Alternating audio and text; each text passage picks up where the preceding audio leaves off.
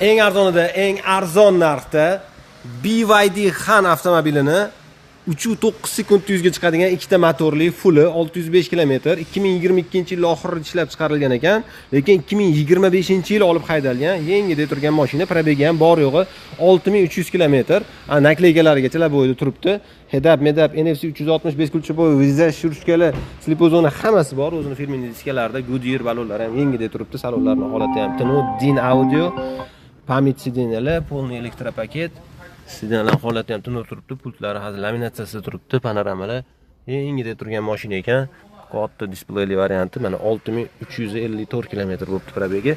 Xullas, yengida turgan eng full BYD Han avtomobili, kraskalari top-toza, hech qanaqa ishi yo'q. O'sha 6300 km yurgan yengida mashina.